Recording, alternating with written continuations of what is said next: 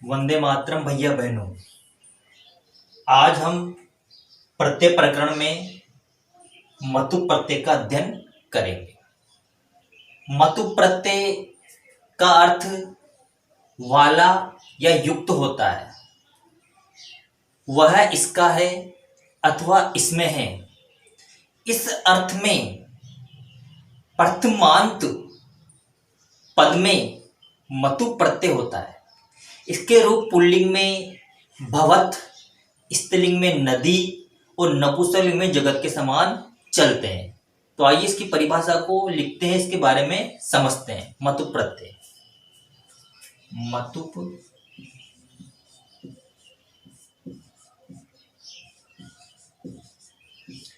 मतु प्रत्यय का अर्थ वाला,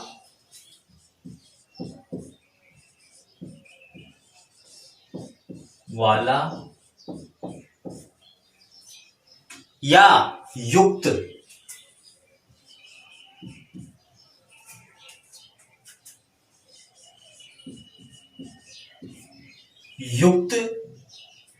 वह इसका है अथवा इसमें है। वह इसका है, इसमें है,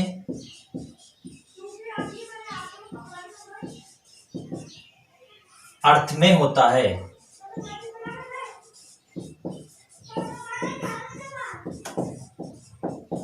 अर्थ में होता है। इस अर्थ में वर्तमान पद में, इस अर्थ में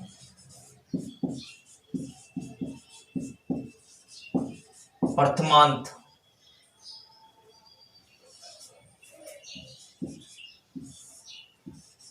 पद में, वर्तमान पद में मतु प्रत्यय होता है।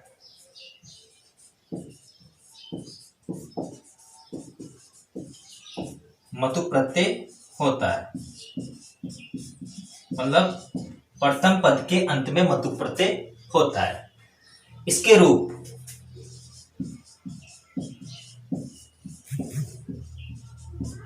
पुल्लिंग में, इसके रूप पुल्लिंग में भवत,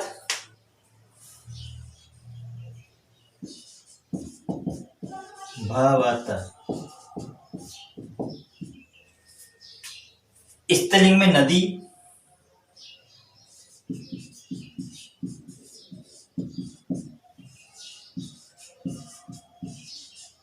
नदीवत, और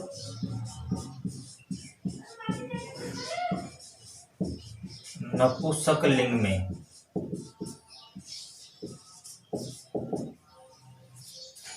जगतवत चलते हैं।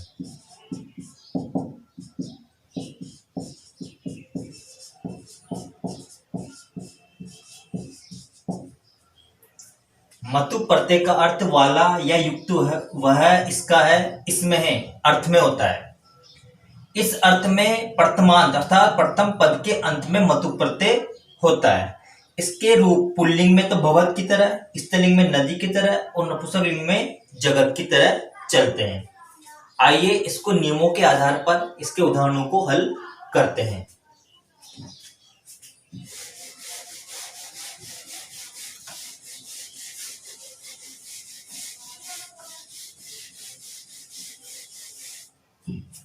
नियम नंबर 1,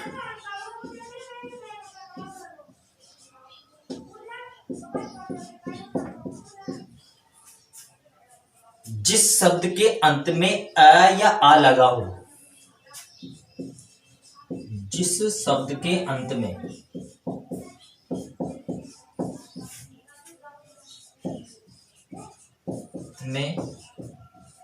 अ या आ लगा हो,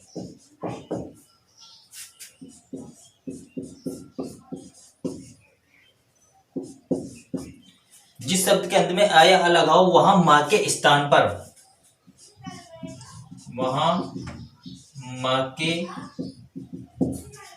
स्थान पर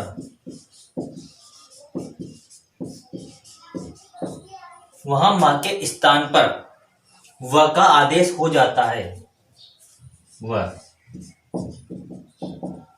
व का आदेश हो जाता है, अर्थात मत के स्थान पर वत का आदेश हो जाता है। अर्थात मत के स्थान पर वत का आदेश हो जाता है। आदेश हो जाता है।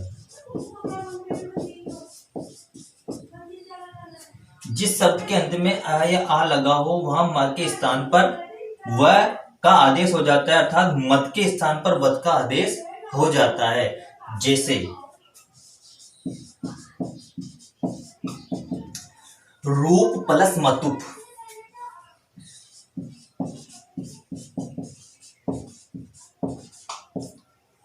रूप प्लस मतुप, तो इसका हो जाएगा रूप प्लस मत।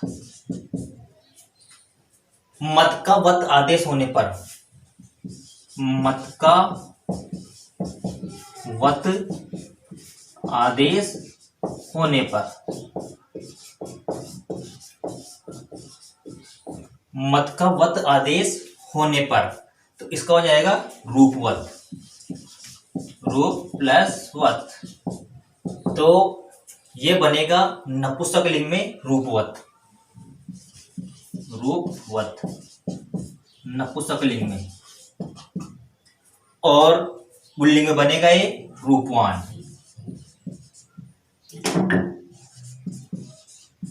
ये बनेगा पुल्लिंग में। और स्त्रीलिंग में बनेगा ये रूपवती, अर्थात नदी की तरह। रूपवती।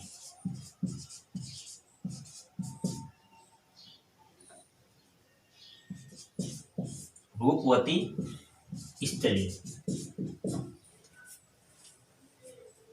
अब आगे के उदाहरणों को हल करेंगे। अगले उदाहरण है धन प्लस मतुप। तो इसका पुल्लिंग में रूप बनेगा धनवान।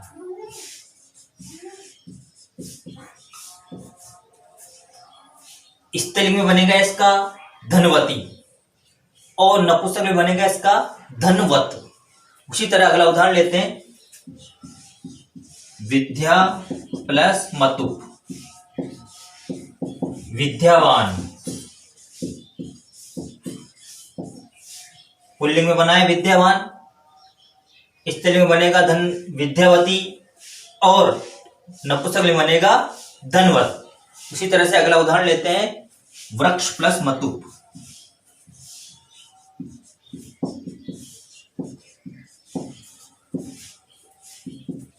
वृक्षवान।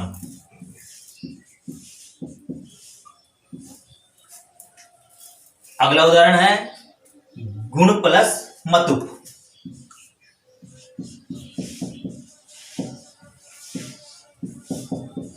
गुणवान।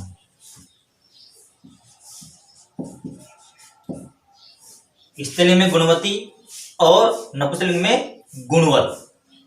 अब पढ़ेंगे नियम नंबर 2।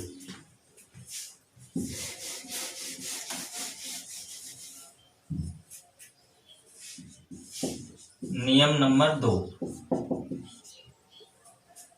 जिस शब्द के अंत में इकारांत ई,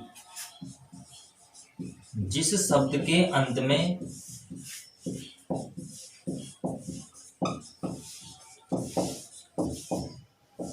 इकारांत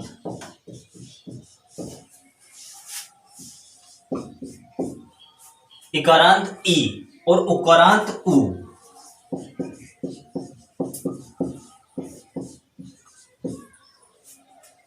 उन शब्दों में मत ही रहता है। उन शब्दों में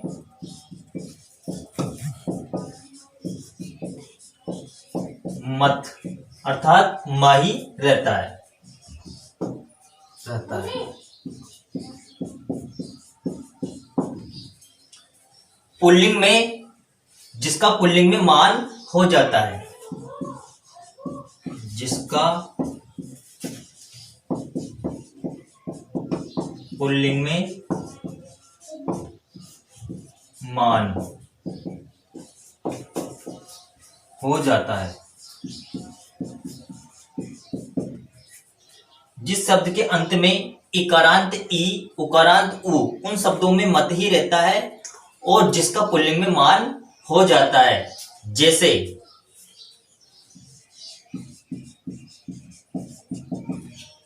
श्री प्लस मतुप,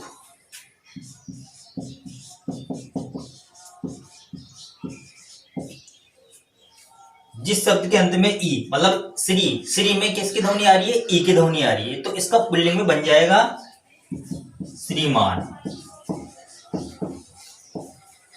अगर आप स्त्रीलिंग में बनाना चाहो तो स्त्रीलिंग में बन जाएगा इसका श्री, श्रीमती।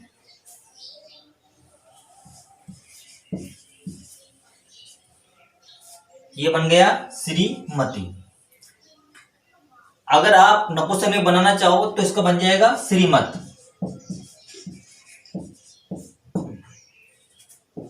पुल्लिंग, स्त्रीलिंग और नपुंसकलिंग। उसी तरह से अगला उदाहरण है बुद्धि प्लस मतुप, तो इसका बन जाएगा बुद्धिमान। अगला उदाहरण है हनु प्लस मतुप, जिसके अंत में उ हो तो हनु, नु में उ की ध्वनि आ रही है तो हनु प्लस मतुप, हनुमान।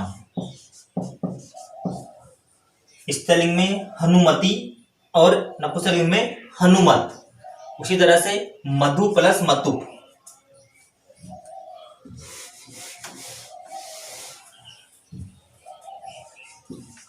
मधु प्लस मतुप, इसका हो जाएगा मधुमान। आप तीनों लिंगों में इसको बना सकते हो। तो अब आगे वाले उदाहरणों के बारे में, अन्य उदाहरणों के बारे में अध्ययन करेंगे। मतुप प्रत्यय के अन्य उदाहरण।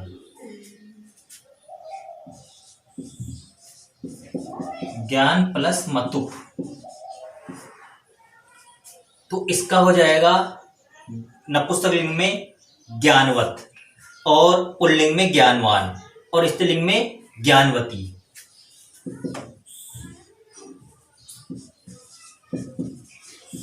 ज्ञानवान, ये तो बनाया रूप पुल्लिंग में, और स्त्रीलिंग में बनेगा इसका ज्ञानवती।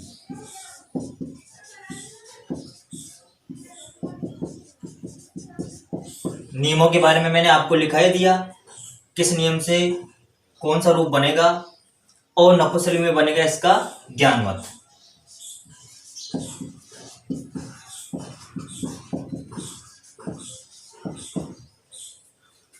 अगला उदाहरण है फल प्लस मतुप,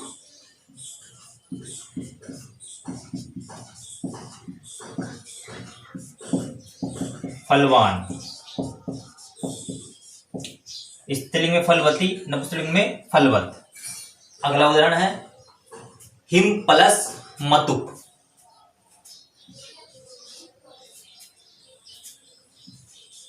हिम प्लस मतुप, हिमवान। उसी तरह से मति प्लस मतुप, मति प्लस मतुप, क्योंकि शब्द के अंत में ई आ रहा है तो इसका क्या बनेगा? मति मान।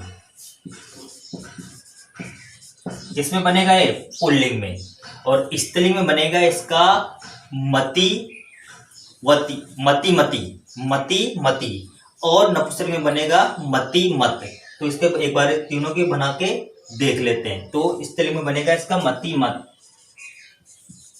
मति मति, और ये तो हो गया पुल्लिंग में ये हो गया स्त्रीलिंग में, और ये हो गया नपुंसकलिंग में, मति मत। ये हो गया नपुंसकलिंग। ये मतुक प्रत्यय के अन्य उदाहरण हैं। अब आगे वाले प्रत्यय का अध्ययन करेंगे।